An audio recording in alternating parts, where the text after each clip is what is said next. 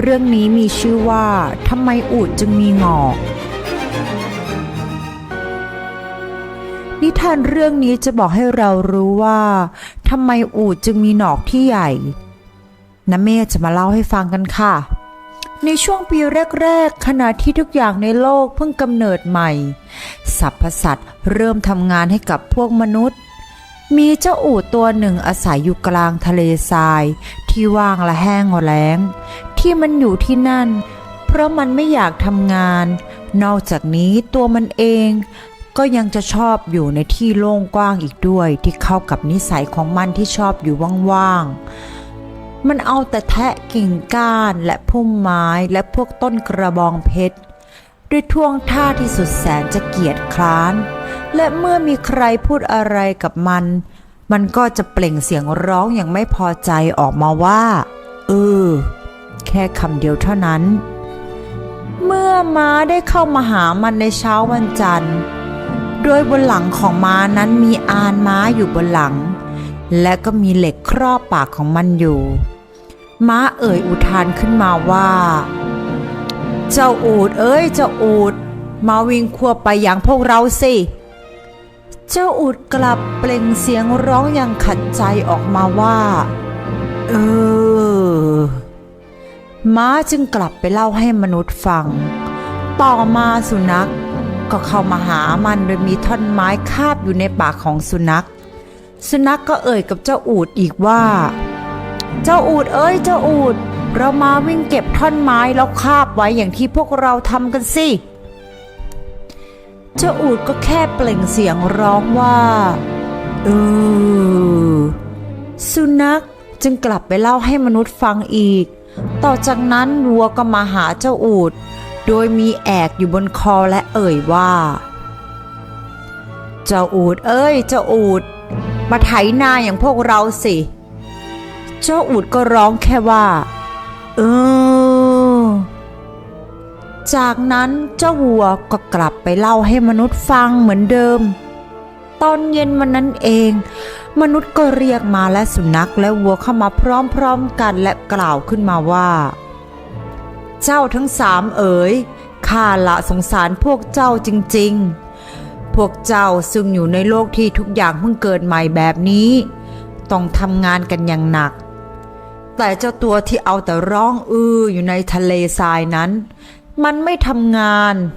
ไม่อย่างนั้นตอนนี้มันก็คงมาช่วยพวกเราอยู่ที่นี่แล้วดังนั้น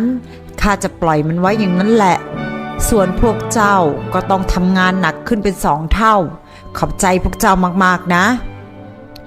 สัตว์ทั้ง3ตัวโกรธมากและขณะที่พวกมันนั่งประชุมกันอยู่ตรงริมทะเลทรายเจ้าอูฐก็เดินเคี้ยวใบไม้และต้นกระบองเพชรเข้ามาโดยท่วงท่าที่สุดแสนจะเกียจคร้านแถมยังหัวเราะเยาะพวกสัตว์ทั้ง3อีกด้วยและแล้วเจ้าอูฐก็เปล่งเสียงออกมาแล้วก็เดินจากไปไม่นานนัก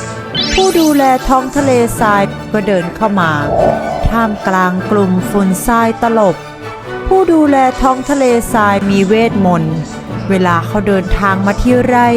จะมีฝุ่นทรายตลบอยู่เสมอเป็นเรื่องปกติจากนั้นผู้ดูแลท้องทะเลทรายเห็นสัตว์ทั้ง3ตัวก็หยุดสนทนาและไถ่ถามสารทุกข์สุขดิบของสัตว์ทั้ง3ท่านแห่งท้องทะเลทราย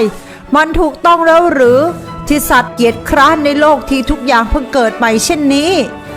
มาได้ร้องเรียนต่อท่านผู้ดูแลท้องทะเลทรายท่านแห่งท้องทะเลทรายตอบกลับไปว่ามันไม่ถูกต้องแน่ละมันไม่ถูกต้องข้ารู้ม้ากล่าวต่อไปอีกว่าถ้างั้นตอนนี้มีสิ่งหนึ่งอยู่กลางทะเลทรายที่ว่างของท่านเจ้าสิ่งนั้นน่าจะชอบอยู่ในที่โล่งกว้างและว่างเปล่า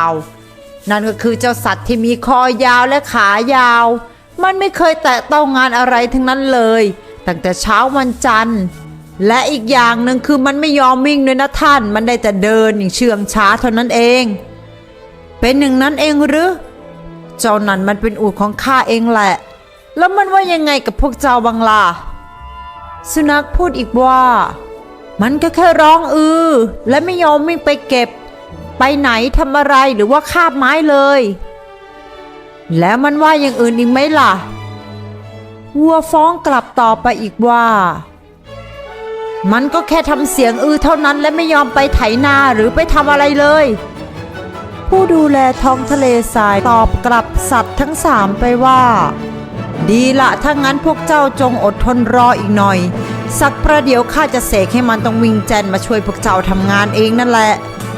ว่าแล้วผู้ดูแลท้องทะเลทรายก็ม้วนตัวเป็นเกลียวฝุ่นหมุนติ้วตรงเข้าไปในทะเลทรายแล้วก็หายตัวไปจากนั้นก็ไปเจอเจ้าอูฐในที่สุดเขามองดูเจ้าอูฐที่สุดแสนจะเกียจคร้านกำลังยืนจ้องมองเงาตัวเองในบ่อน้ำเจ้าเพื่อนเก่าผู้เหลวไหลเอ้ยผู้ดูแลแห่งท้องทะเลทรายเอ่ยข้าได้ยินใครๆเขาว่ากันว่าเจ้าไม่ยอมทำงานใดๆเลยในโลกที่ทุกอย่างเพิ่งเกิดขึ้นใหม่เช่นนี้เจ้าอูฐเปล่งเสียงร้องอย่างไม่สบอารมณ์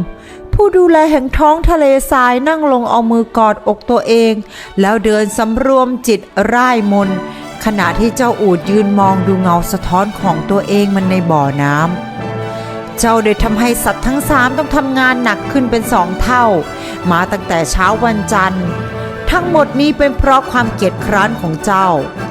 ผู้ดูแลแห่งท้องทะเลทรายพูดพร้อมกับร่ายมนต์ต่อไปแต่เจ้าอูฐกลับเปล่งเสียงร้องออกมาว่าถ้าข้าเป็นเจ้าข้าจะไม่ร้องอย่างนั้นอีกเลยผู้ดูแลแห่งท้องทะเลทรายพูดขึ้นว่าเจ้าร้องแบบนั้นบ่อยๆเกินไปแล้วเจ้าสัตว์เหลวไหลข้าต้องการให้เจ้าทำงานเจ้าเข้าใจใช่ไหมเจ้าทะเลทรายสาปให้ไขมันพองจนหลังอูฐโหนกขึ้นเจ้าอูฐจงขยันทำงานออกแรงกายให้มากไขมันจะได้ลดลงแล้วหลังที่โค้งสวยแสนภูมิใจของเจ้าจะได้กลับมาอีกครั้งเจ้าอูฐร้องเสียงออกมาอีกครั้งแต่ไม่ทันสิ้นเสียงก็พลันมองเห็นหลังซึ่งมันเคยส่องที่บ่อน้ำและมันก็ภาคภูมิใจกับหลังของมันมากแต่ทว่าตอนนี้หลังของมันกำลังพองขึ้นและพองขึ้นจนกลายเป็นก้อนนูนใหญ่ดูหน้าตลกขบขันเป็นที่สุดเห็นไหมนั่นหลังของเจ้าละนั่นคือก้อนที่เจ้าหามาใส่ให้ตัวเจ้าเองโดยการที่เจ้าไม่ยอมทำงานวันนี้เป็นวันพฤหัสแล้วและเจ้าขาดงานมาตั้งแต่วันจันทร์ซึ่งเป็นวันเริ่มงานข้าขอสั่งให้เจ้าจงไปทำงานเดี๋ยวนี้ข้าจะทำงานได้ยังไงกันเจ้าอูฐถามตอนนี้มันพูดได้แล้วในเมื่อมีก้อนนูนอยู่บนหลังอย่างนี้ผู้ดูแลแห่งท้องทะเลทรายก็ตอบกลับมันไปว่ามันมีไว้เพื่อการนั้นแหละเพราะเจ้าขาดงานมานานมากแล้วตั้ง3 วันหลังเจ้านูน3 หนอกนั้นก็หมายถึง3 วันนั่นแหละข้าจะทำให้เจ้าห้ามขาดงานติดต่อกัน3 วันดังนั้นเจ้าอย่ามาพูดว่าข้าไม่ได้ช่วยอะไรเจ้าเลยล่ะจงออกจากทะเลทรายไปหาเจ้าสัตว์ทั้ง3แล้วเจ้าจงทำตัวดีๆและพยายามให้มากหน่อยนะเจ้าอูฐก็พยายามโดยกระตุ้นก้อนนูนที่อยู่บนหลังของมันแล้วก็ออกเดินไปรวมกับสัตว์ทั้ง3จากวันนั้นจนถึงวันนี้บนหลังของเจ้าอูฐยังคงมีก้อนนูนหรือว่าหนอกแต่พวกมันก็ยังไม่เคยทำงานมากพอที่จะชดเชยกับ3 วันที่ขาดไปในช่วงเวลาเริ่มแรกของโลกได้เลยแล้วยังไงเนี่ยเหรอมันก็ไม่เคยคิดจะเรียนรู้วิธีปรับปรุงตนเองให้ขยันขันแข็งยิ่งขึ้นอีกด้วยยังไงเพื่อนๆก็ต้องระวังไขมันจะพองขึ้นมาด้วยนะคะแบ่งเวลาออกกำลังกายกันด้วยนะ